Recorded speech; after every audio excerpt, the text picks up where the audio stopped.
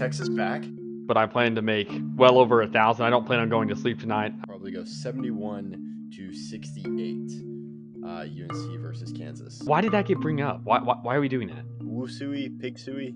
I would disagree with the hot hand part because, like I said, Longhorns won 19 of their last 20. I hope it's not close. I hope Texas gets destroyed. I think because I would have San Diego State in this matchup, I have to go UConn. Texas friends, feel free to DM me on the Twitter, which you don't know, and that's for good reason.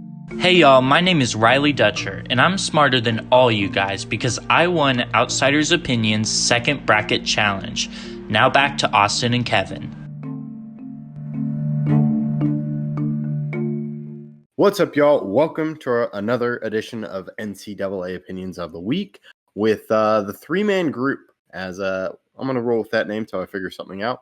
But, of course, that three-man group consists of Jake, our Match Madness expert. Thank you again for joining us, Jake. And, of course, my partner in crime, Austin. It's been a wild start to the season, Jake. I think a lot of people have been kind of shocked by everything that's happened. It's been fun to watch some of the new freshmen, Dylan Harper, Cooper Flagg, and so many other guys. And also the John I. Brooms of the world, the fifth-year seniors that are just going crazy in their last year. What's really caught you by surprise this season, or something that you've been excited or not excited to see? Well, first off, I'd like to say that we were really excited coming into the season because we were going to get some ranked matchups right off the bat. The first day was Baylor-Gonzaga, and that was gross. It was ugly. Gonzaga dropped 100 on Baylor. And I think we were both surprised to see Baylor have such a difficult day because of they're bringing in Norchad Omier and Jeremy Roach. But the start of the season was definitely unexpected, and I think that might be what we need to expect now. We need to expect the unexpected. Because after losing JT Toppin and Jalen House, New Mexico came out and beat up UCLA. And teams like Auburn are showing up big time, and they've really turned a corner. Teams like Arkansas aren't really putting it together as fans and as analysts would have hoped as soon. Teams like Iowa State, people thought they were going to come in and be good, and they are. So I think people also are looking at Duke and wondering what's going on with Cooper Flagg. Cooper Flagg's been fine, but Duke hasn't been great. Okay, but recently they did just come off the big win against Auburn. I will give him that. But I guess what we really want to talk about is some of the upsets, like most recently Creighton versus Kansas. I think it's really interesting seeing teams who brought in a lot of transfers, like Alabama, like Arkansas, like Kentucky, not necessarily UConn, like these teams like Alabama and Kansas. And I think we're starting to get a glimpse of what the transfer portal looks like for college basketball. What do you think? Yeah, it really has been a crazy year for transfers. I mean, Arkansas had one true returning player, technically two, and it's shocking. For people who are just kind of casual fans of the team, you're like, I don't know any of these players. What did I miss? So it takes a long time to kind of get used to the guys you haven't been playing with. They're used to certain cultures, certain coaches, certain systems that you're not running here. So it takes some time to get used to it, and that definitely will affect wins and losses. Something I've been excited to watch, and it's kind of they're not really winning all their games, but Villanova, I don't know if you've watched them. Eric Dixon is crazy. He's nasty. There's been some players this year, John I. Broom, that have just been playing out of their mind. Eric Dixon's dropping 38 points in a loss to Maryland. I just don't know what really he can do, but it also kind of shows how one player really can't win you a game against a good team. I think that's a good point. I think seeing the ways that teams need to start meshing to win we're reinforcing why college basketball isn't the NBA. Because in the NBA you can get away with a Luka Doncic carrying a team to a win. You can't do that in college basketball. It's a different sport. It's a completely different way of basketball. And I think I've been just so fascinated seeing the ways in which these transfers have been immediately contributing. Like guys like Kadari Richmond, guys like AJ Storr, guys like O'Meara and Roach, guys like Great Osabor at Washington. He's still immediately making an impact. Guys like even Mark Mitchell over here at Missouri. And we're even seeing at Memphis, they're a top 25 team, and their three-headed monster consists of Tyrese Hunter from Texas, consists of PJ Haggerty from, I believe, Tulsa, and Colby Rogers from Wichita State. And they've been absolutely phenomenal, and they're single-handedly beating top teams like UConn. And so I think seeing the ways in which these transfers are immediately contributing is something we're going to have to start getting used to. And so that's what I've been fascinated with right now, seeing the ways in which these teams are meshing right out the gate. You talk about meshing, and I think Austin, you brought up a great point with Arkansas and not really many returning players. They're a team that I'm very interested in with Calipari coming to Arkansas after Musselman left. And so I'm really intrigued to see what happens. And it was kind of, how did you feel about Calipari at Kentucky, and how I think it was important because it seemed like Kentucky and him just had lasted too long, just because they struggled in the tournament recently. But of course, Kentucky was a huge program. So I'm wondering, how do you feel about Calipari at Arkansas?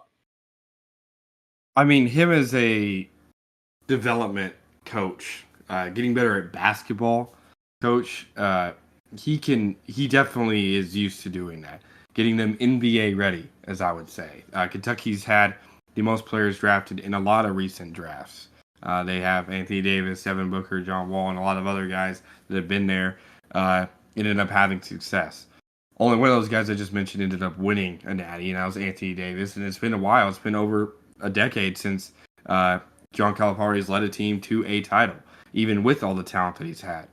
So I definitely have worries because he takes good talent and sends them to the NBA, but he doesn't really make them national champions. And so I do think he can prove that kind of quota wrong. He has the talent to do that here. It's just going to be whether or not he can get them to play the brand of basketball necessary to win in March. Last year, Kentucky could not play defense. And unfortunately, when there's no guards that can play defense, you can't guard anyone. And when that happens, often you lose basketball games. And so it's going to take Arkansas learning from their mistakes early in the season and kind of getting used to what their mistakes are and getting better. Calipari is going to have to help them learn. And they're a young team. John L. Davis, a big transfer, is kind of still getting used to being in Fayetteville. But there's still time for the season for them to turn it around. And I'm not completely sold on them being a bad team or anything. So we'll have to see how they perform later on. Yeah, and then talking about the transfer portal, Jake, and just how it's become a huge thing and affecting college basketball, I'm wondering, where does that pressure go on for making sure the players and teams are being ready? I think it just stems from coaches needing to trust that their players know how to play, and also trust that their players are quick learners and know how to learn new systems. Because the best basketball players can do that. I'm interested. I do think there's interest. It's interesting to see.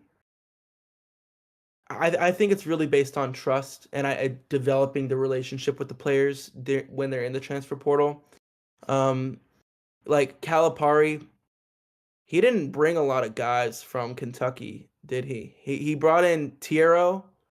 He brought like 4. But for the fact that we had to rebuild the entire roster. Yeah. I mean, but he brought in guys like Jonas Adu, and he's not getting a lot of a run right now. John L. Davis, he's not the John L. Davis we've seen in the past. I mean, he's not been bad, but he's not running the offense the way we expected him to right out the gate. And it's interesting to see the ways in which coaches handle players that were already there. Like, I think one of your only returning players was Trayvon Brazile. And he's not getting the kind of run that I think he hopes to get. or not necessarily the efficiency that he wants. I don't know. I think it's just using Arkansas as an example. I think the main thing that coaches try to hone in on is, okay, how do I take all of these people, one here, one here, one here, one here, one here, put them in a space, how do they work together? That's the number one challenge. And I think and I always think Calipari's been much more partial to his freshmen. And that's why, I mean, Boogie's been really good. I'll give Boogie that. But I just think it's very interesting to see, especially Calipari, how he handles the transfer portal, because this hasn't been, it's still a very new thing for him, I would say. And I don't know, what are your thoughts, Austin? Well, the transfer portal is all about making promises. It's, hey, you're going to get this role. Hey, you're going to get this amount of minutes. Hey, if you come here, we can win a championship. We can compete for a championship. We can get you into the NBA. And the promises I think that some coaches make are more about playing and system, and some are about we can get you into the league no matter what. I mean, remember Devin Booker, even though he was a freshman, didn't play a crazy amount at Kentucky, but he still went there and still played with John Calipari for the reason of going to the draft. So if this team is going to be elite come March, especially in this example, it's going to be that most of the promises are about winning games and not about getting to the league. And that's why I think, again, I mentioned this in our previous college basketball video. If you haven't seen it, go check it out. That early in the season, Boogie wouldn't pass it on out. John Allen would be like, hey, I'm open. And Boogie would not give him the ball. Or John Allen would want to ISO, and he just wouldn't pass it.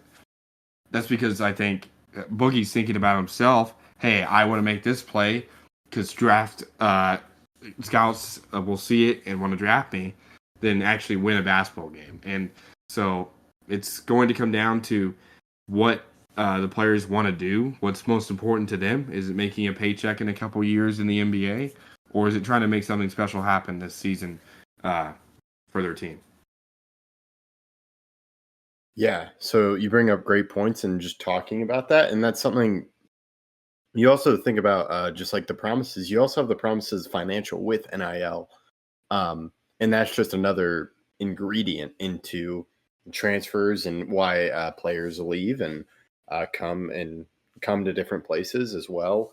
And so that's something. And I am also, Austin, this is another team you brought up. I'm curious how y'all feel about this. Villanova. This is the third year without Jay Wright, and Villanova was a team that had a lot of guys just stay there when they had the run of championships. And so I'm curious, how are you feeling about Villanova and kind of their reputation under their new head coach? Just to say one phrase, the one-man show. When I watch Villanova, it's the Eric Dixon show. Unfortunately, if he has anywhere near a bad game, they are losing that game. They are. Let's put it this way: if you add up their second and third highest scores on the team, they do not equal their highest score.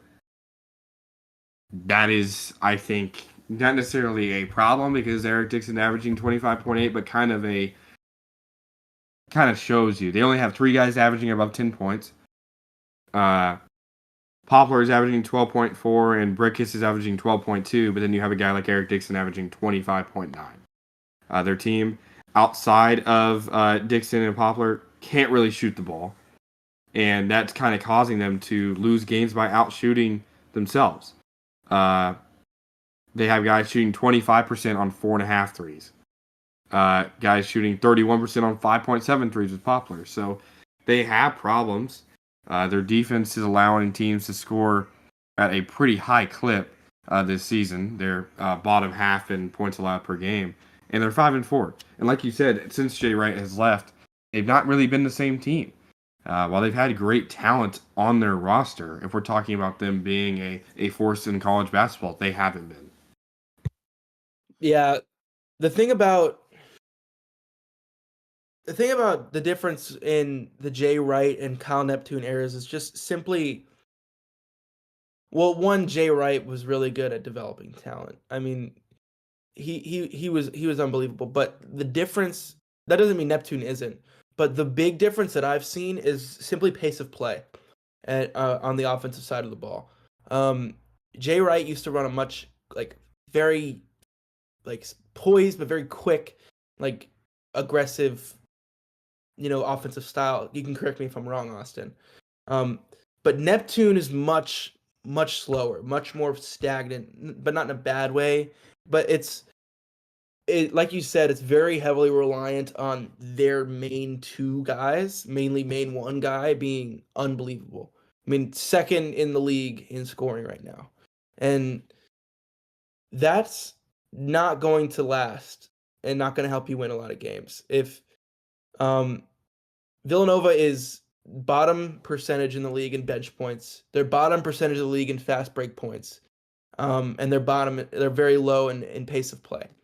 And so I think them not getting as many possessions and not having the personnel to create shots outside of just Dixon, and with Wooga Poplar not performing the way they had hoped. He's still scoring 12 points a game, but at a 30% from three clip. That's not what you want to see. And so with Villanova, I think what are they 5-3 right now? 5-4. 5-4. I think they have a lot of things to iron out, a lot of kinks to deal with. But I don't want to say that they're a problem yet. That it's a problem yet, because as we saw last year, Villanova was kind of up and down, question mark, and then they made some runs in the Big East towards the end to almost make the tournament. But there were people saying Villanova needed to make it. And so I think Villanova will never truly be out of it because of the talent that they just end up bringing in. They're a basketball school. And so I think we need to just keep an eye on them, and also just have fun watching Eric Dixon. Right now, that guy is just, he's on another level of college basketball right now, and he should be in Naismith conversations. Oh, yeah, he definitely is. And to continue on a little bit, if we're talking about pace of play comes down to two things. How good do you pass the ball? And are you playing defense? And they are not playing defense. They average, Jake, 2.7 blocks as a team. There are players in college basketball averaging more than that. Players, one dude, averaging more blocks than that. Blocks help you get on the break. And whenever you are running an offense and you have one guy that's really, really good, well, you're kind of going to have to run an ISO for that player. That's really the only way to really get him open. And when you have everyone else shooting poorly, besides two guys, well, they're going to sag off of those guys. And they're just going to not, and if you're Dixon and you see Poplar missing his 6-3 of the night and you have 30 points, I'd rather just take the ISO. And at that point, you're going to take a lot of time off the clock, and it's not a high percentage shot, so Eric Dixon has to be even better. And it just all snowballs into something worse. Defense helps you get on the break, and that's something they are not doing. And I think that's the biggest difference between Jay Wright teams and what we've seen with Neptune, is that those teams, Dante DiVincenzo, Mikal Bridges, were playing really, really, really good defense. Josh Hart, they just guarded, and they stole the ball, and they created chaos. And by creating chaos, they got on the break, and they were consistently a team that could rely on multiple players to shoot the ball and create offense. And that helps you score faster. When you can pass to anyone on the court and they can score, that helps you shoot faster. But if you have 4 bench players in the game and Dixon, I don't think anyone's worried about anyone on the court besides Dixon. And so the offense just runs slower and less efficient. So those are problems that aren't just with Villanova. They're all around college basketball, but that's definitely something that they're going to have to fix if they want to be competitive at all. Yeah, I think y'all bring up great points in talking about Villanova, and we focus on Villanova and Arkansas. And make sure we also talked about UConn in our other video, as well as Auburn. I will let Austin close this one out, but any closing thoughts from Jake on just this first month of college basketball? Yeah, I want to give people some teams to watch. Oregon all the time. I'm always going to plug Oregon. They deserve it. Dana Altman coaches a great team. I would be focused a little bit on Oregon to see the way that they're playing and they're meshing. They look really, really good. I would keep an eye on. I mean, this isn't a dark horse team, but I would keep watching Gonzaga. Look at the way that they spread the ball. Nemhard is averaging a double-double right now in points and assists. They're really good at passing the ball around. I would also I'd keep an eye on Florida. Florida's a really good team. They seem to have something special going on. They seem to have, like we talked about in the other video, just chemistry. They seem to be very, very they seem to mesh very well. And finally, I would say people take a look at Mississippi State. Josh Hubbard was an amazing freshman last year, and he's leading the team as a sophomore. They brought in some great transfers as well. I would keep an eye on them if we're going to talk about just like some teams that aren't in the immediate top 25, but are flirting with some possible, upsets and some good wins. They're getting votes. They're getting some votes, and so I would watch those teams. But my favorite team this year will still be Iowa State. Not the favorite to win the championship, but my favorite to watch, and as well as New Mexico. I'm staying on the train, and so I would just have some fun before the dog days of conference play come in. Like these are the fun days, and then conference play comes in, and it's going to be a lot of parity. So if you're a fan and you're watching your Tennessee team and your Alabamas and your Kansases beat up on Alcorn States and all this, I'd be ready for the dog days of the season.